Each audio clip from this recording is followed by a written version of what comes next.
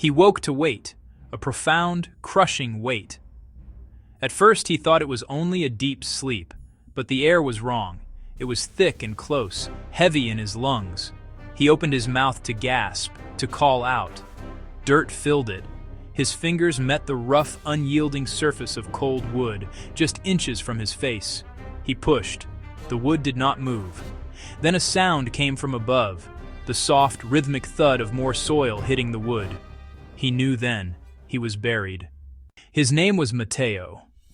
He was 33 years old, a man who worked with his hands. He knew the smell of motor oil. He knew the smell of summer rain. He knew the scent of warm bread from his mother's kitchen. He tried to wriggle his toes.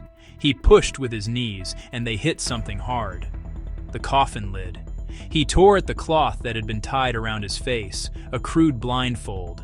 His breath came in fast, ragged bursts. He was not a man given to panic, not usually. But this was a cold fear, a primal fear. He closed his eyes, though it made no difference in the blackness. He forced his mind backward. The day before felt like a lifetime ago. A bus had broken down on a lonely road during a storm. Rain lashed against the windows. People were agitated. An argument had started between two men, a stupid argument about nothing. He had stepped in between them. Someone had pushed him. Hard. He remembered the feeling of falling, the sharp, sudden impact of his head.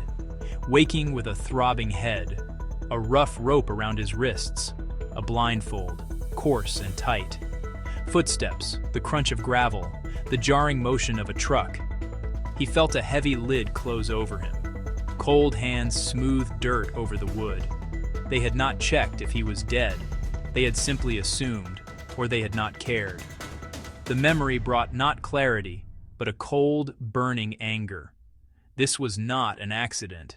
They had buried him to hide their crime. He pressed his back against the wood and tried to regulate his breathing. Panic was useless. He needed to save his energy, his oxygen. Time in the coffin was a strange and fluid thing. The first hour felt like a minute, a blur of confusion and raw fear. The next hour felt like a year. He had no watch, he had no sun, he had no moon. He began to count in his head to stay sane. 1, 2, 3. He listened. He heard the faint patter of rain, a distant rumble, maybe thunder.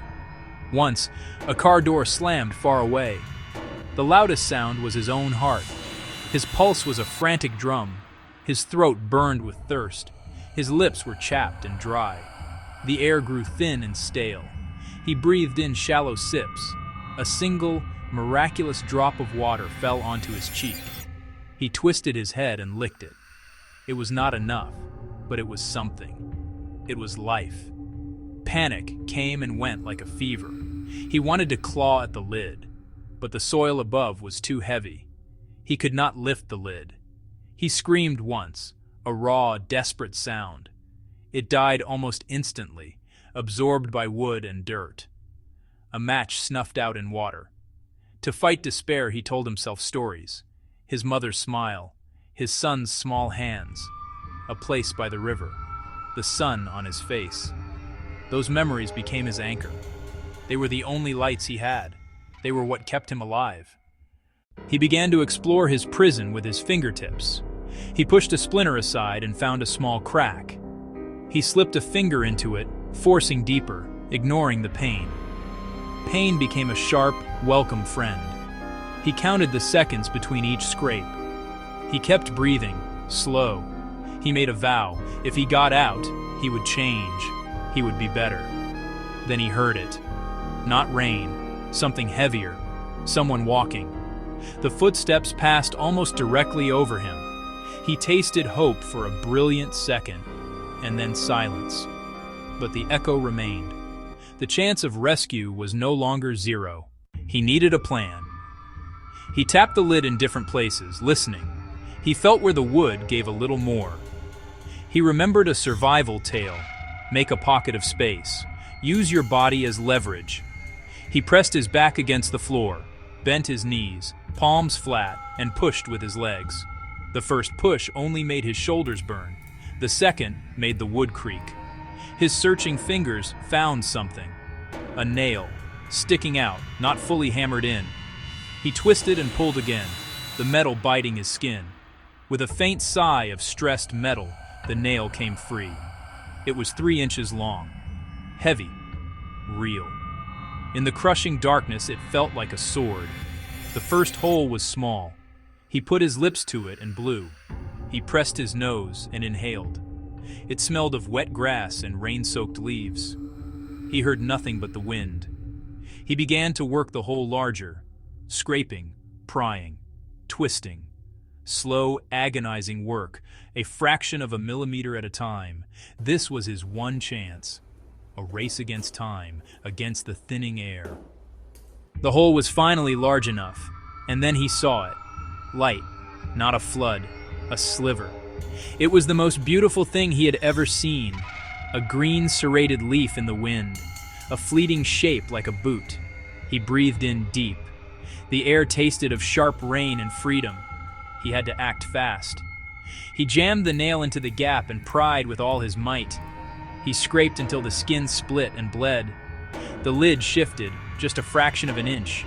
He took one last shallow breath. He planted his feet.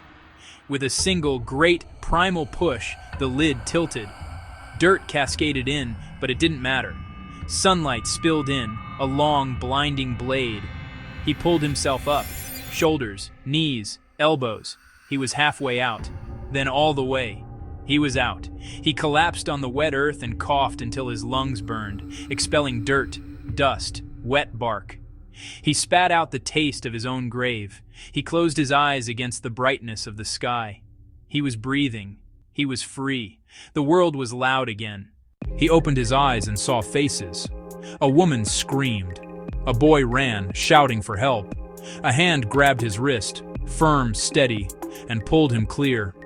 Someone draped a heavy coat around his shoulders. Warmth seeped into his cold body. The police arrived, then the paramedics. They asked questions. His voice was a raw, broken whisper. He tried to tell them what happened. The bus, the fight, the fall, the blindfold. They found footprints, a discarded length of rope, the disturbed earth of his shallow grave. In the sterile light, he learned the truth. Bruises, cuts, a small skull fracture. Nurses whispered he was a miracle, that he was lucky his family came. His mother held his hand and wept silently. His son climbed into the bed and rested on his father's chest.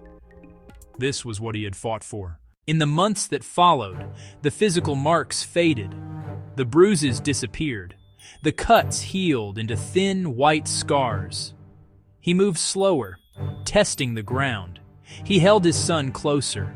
He learned to listen more than he spoke. At night, the memory returns. For a moment, he is under the wood again, until he reaches for the light and feels the cool air. He makes a small, quiet promise, not to waste the next breath, or the one after that. His story spread. People called him brave. Some called him lucky. Mateo simply called it survival. His focus was not on revenge, but on reclamation, his peace, his time.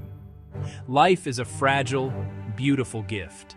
He was Mateo, a man who had been buried, who fought back, who lived.